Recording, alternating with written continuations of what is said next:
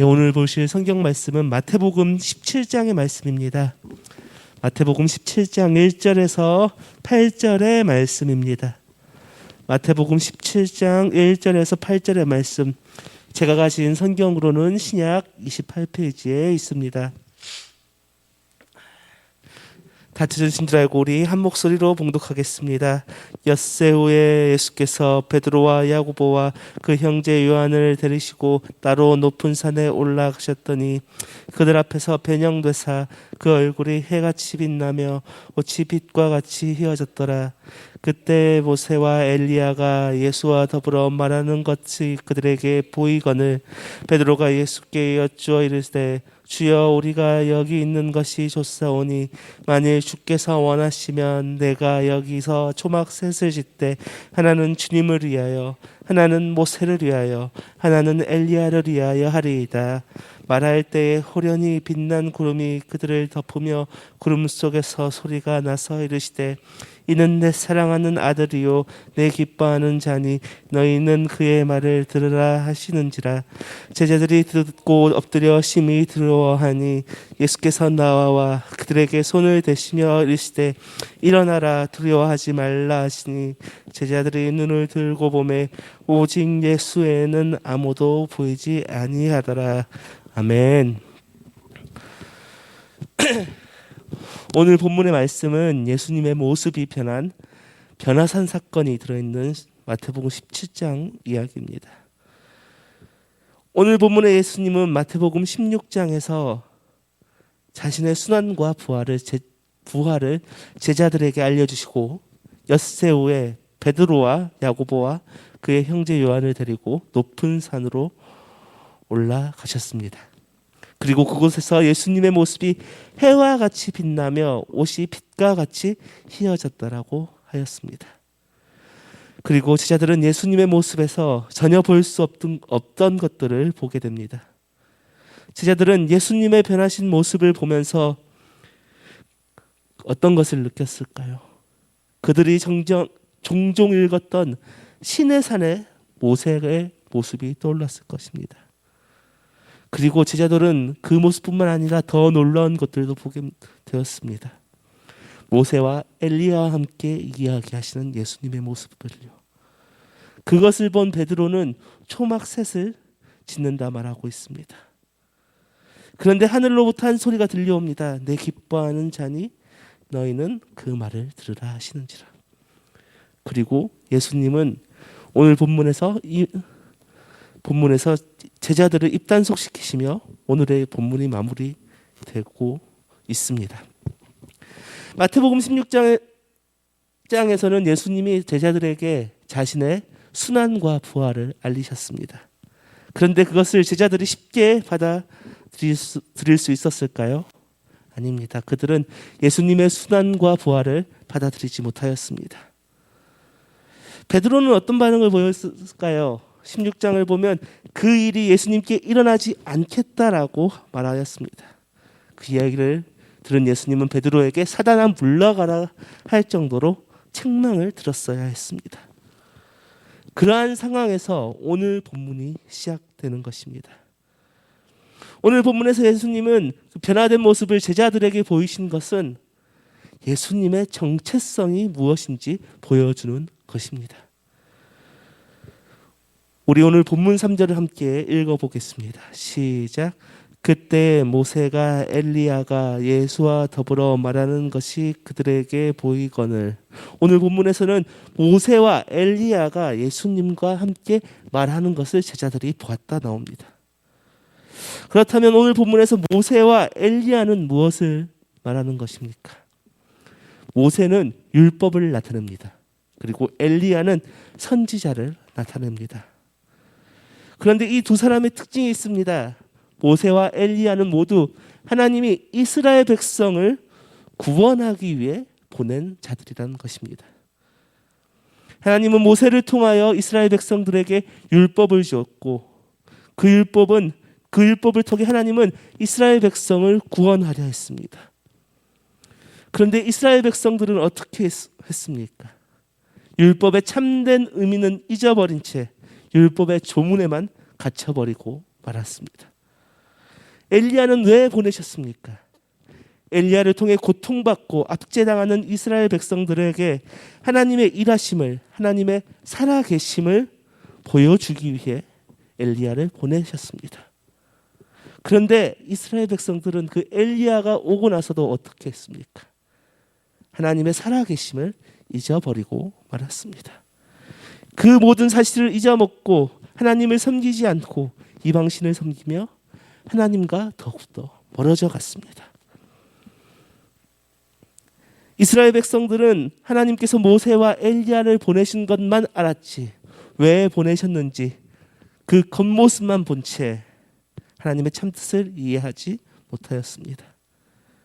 그리고 오늘 본문에서 예수님과 대화하시는 모습을 통해 모세의 율법을 완성시키시고 엘리야를 비롯한 선지자들의 사역을 완성시키는 분이 오늘 예수님이라는 것을 보여주고 있는 것입니다. 우리는 예수님이 참된 메시아이며 구원자임을 알아야 합니다. 변화된 예수님을 통해 모세와 엘리야를 합한 것이 아닌 뛰어넘는 분이고 영광스러운 분임을 우리는 언제나 기억해야 합니다. 그런데 오늘 본문의 베드로는 그 영광만을 바라보고 있었습니다. 2절에서 얼굴이 해같이 빛나며 옷이 빛과 같이 휘어졌다라고 나옵니다. 이것은 예수님이 하나님이 보내신 사람임을 보여주는 것입니다. 그리고 하나님의 영광을 예수님을 통해 보여준 것입니다. 그러나 베드로는 어떻게 했습니까? 이 모습을 보고 그 영광의 자리에만 머물러 있길 원했습니다. 4절을 보십시오. 베드로가 예수께 여쭈어 이르되 주여 우리가 여기에 있는 것이 좋사오니 만일 주께서 원하시면 내가 여기서 초막셋을 짓되 하나는 주님을 위하여 하나는 모세를 위하여 하나는 엘리야를 위하여 하리이다. 그 영광스러운 예수님의 모습을 본 그리고 모세와 엘리야와 함께 있는 그 모습을 본 베드로는 오늘 본문에서 그 자리에 초막셋을 세우겠다 말합니다. 초막셋을 세우겠다는 그 의미는 그 영광의 자리에만 머물고 있겠다는 뜻입니다. 그러나 그것은 베드로가 하나님이 일하심을 모르기 때문에 그렇게 말한 것입니다. 오늘 본문에서 베드로가 이렇게 말한 이유가 마가복음 9장 6절을 보면 자세히 나옵니다. 마가복음 9장 6절에는 이렇게 나옵니다. 이는 그들이 몹시 무서워함으로 그가 무슨 말을 할지 알지 못함이더라. 막상 하나님의 영광을 보니 놀라운 광경을 보니 두려워했고 그곳에 머물러 싶어 했던 것입니다. 하나님의 영광을 경험하는 것, 하나님의 영광을 본다는 것은 매우 놀랍고 중요한 일입니다. 그러나 하나님의 영광을 경험하는 것만으로 멈추어서는 안 된다는 것입니다. 하나님의 영광을 경험하였으면 하나님의 말씀에 순종해야 합니다. 오늘 본문 5절 어떻게 말하고 있습니까? 우리 오늘 본문 5절 함께 읽겠습니다. 시작. 말할 때에 호련히 빛난 구름이 그들을 덮으며 구름 속에서 소리가 나서 이르시되 이는 내 사랑하는 아들이요 내 기뻐하는 자니 너희는 그의 말을 들으라 하시는지라. 아멘. 하나님은 말씀하십니다. 이는 내 사랑하는 아들이요 내 기뻐하는 자니 너희는 그의 말을 들으라. 하나님은 영광의 자리를 경험하였으면 말씀에 순종하라고 가르치시고 있습니다. 하나님의 영광을 경험하는 것은 매우 귀한 체험이고 귀한 일입니다. 그러나 우리는 그 영광을 경험하는 것만으로서 멈추어서는 안 된다는 것입니다. 하나님의 영광을 경험하였으면 하나님의 말씀에 순종해야 합니다. 그런데 우리는 어떻게 하고 있습니까? 하나님의 영광만 바라보고 있지는 않습니까? 하나님의 일하심만을 바라보고 있지는 않습니까?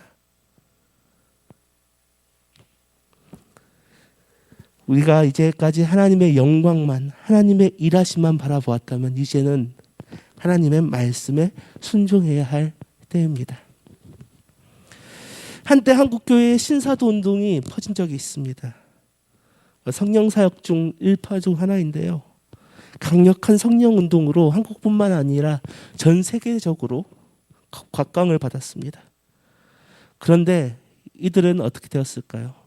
흐지부지되며 다 갈라져서 많이 약해졌습니다. 왜일까요? 그렇게 강력한 능력을 행하던 신사도 운동들이 사라진 이유가. 이들의 모습을 보면 보통 성령 사역에서 우리가 볼 수 있었던 방언, 예언, 치유, 축기 이런 것만 보여주는 것이 아닙니다. 금가루가 날리고요. 강력한 하나님의 임재가 임해서 사람들이 쓰러지고 환상을 보기도 합니다. 그런데요, 거기서 더 나아가지 못했기 때문입니다. 그리고요, 그것이 전부이다 말했기 때문입니다. 자신들의 교회에서 예언을 받아야만이 사역이 이루어진다고 말했기 때문입니다. 그것이 전부이다 말했기 때문입니다.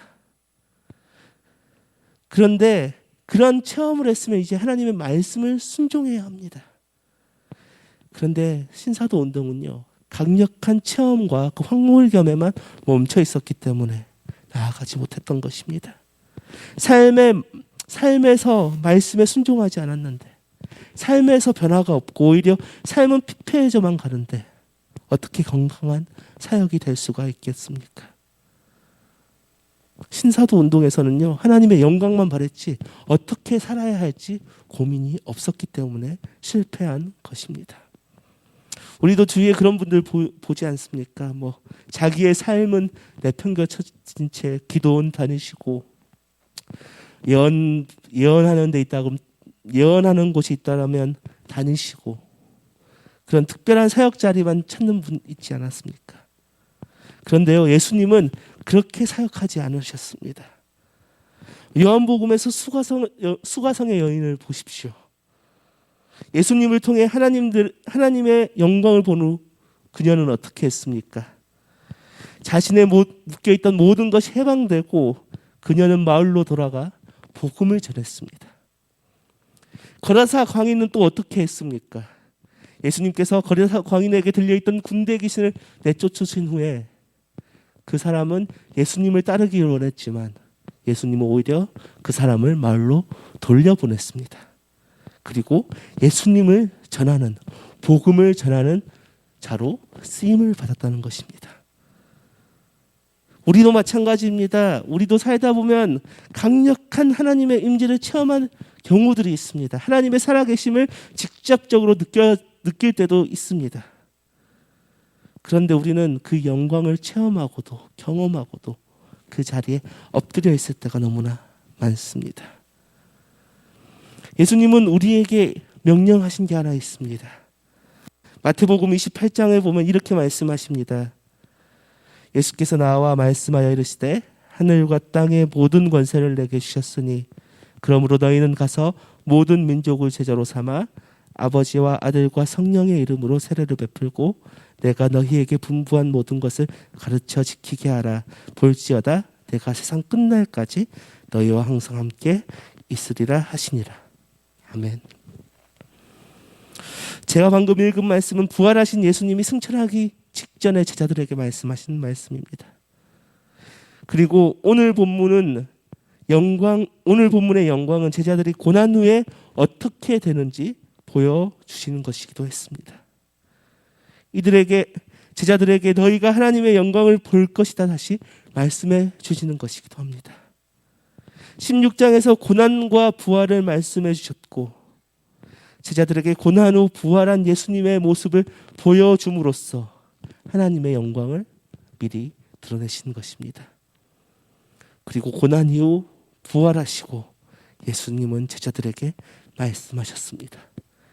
너희는 가서 모든 민족을 제자로 삼아 아버지와 아들과 성령의 이름으로 세례를 베풀고 내가 너희에게 분부한 모든 것을 가르쳐 지키게 하라. 우리는 하나님의 영광, 부활의 영광을 믿는 사람들입니다. 부활의 영광을 믿는 우리들은 예수님의 말씀에 순종해야 합니다. 오늘 본문 5절의 말씀처럼 예수님의 말씀에 순종해야 합니다. 그러나 본문의 변화사 사건을 경험한 제자들은 어떻게 되었을까요? 바로 세상으로 나가지 못하였습니다. 오히려 예수님이 받을 고난을 두려워했습니다. 고난 뒤 참된 영광이 온다는 것을 주님께서는 항상 말씀하셨고 그 영광의 모습이 어떤 것인지도 보여주었지만 그럼에도 불구하고 제자들은 그 자리에 머물기만 원했고 두려워했습니다. 제자들이 영광의 자리에서 멈추지 않고 복음을 전하러 나아간 것은 예수님의 순환 이후 영광스럽게 부활한 예수님을 목격하고 나서도 오순절 이후 성령을 받은 이후에 이들은 달라졌습니다. 우리들도 마찬가지입니다. 우리도 하나님의 영광의 자리에만 머물려 하려는 성질이 있습니다. 영광의 자리는 압도적이고 아름답고 놀라운 자리입니다. 그러나 우리는 이 영광의 자리에만 머물러서는 안 됩니다. 우리는 이미 오순절 이후 성령을 받은 사람들이기 때문입니다. 우리 입으로 주를 시인하기에 우리는 성령을 받은 사람들입니다. 우리가 입으로 마음으로 예수를 주로 시인하였다면 이제는 우리는 영광스러운 예수님의 목격자로서 그 사실을 전해야 할 의무가 있습니다. 예수님은 우리에게 말씀하십니다. 영광의 자리에만 머물러 있지 말라. 그리고 부활의 영광 이후 우리에게 명하신 그 복음 전파의 명령에 순종해야 할 것입니다. 그렇지만 그 길은 너무나 힘들고 고통스러운 길입니다. 믿지 않는 이웃에게 복음 전하는 게 얼마나 어려운 일입니까? 어쩌면 비난받을 각오도 해야 합니다. 고난받을 각오도 해야 합니다. 그러나 예수님은 우리들에게 말씀하십니다. 우리 오늘 본문 7절 함께 읽겠습니다. 시작. 예수께서 나와 그들에게 손을 대시며 이르시되 일어나라 두려워하지 말라 하시니. 아멘. 예수님은 우리에게 말씀하십니다. 두려워하지 말라. 이 말씀하시는 것을 잊지 말고 나아갑시다. 그리고 마태복음 28장 20절에서는 예수님은 우리에게 이렇게 말씀하십니다. 우리와 언제나 함께 하신다. 우리가 그 말씀을 붙잡고 복음을 전파하는 우리들이 되어야 할 것입니다. 이 시간 함께 주님 다시 오실 때까지 함께 찬양하시면서 나아가겠습니다.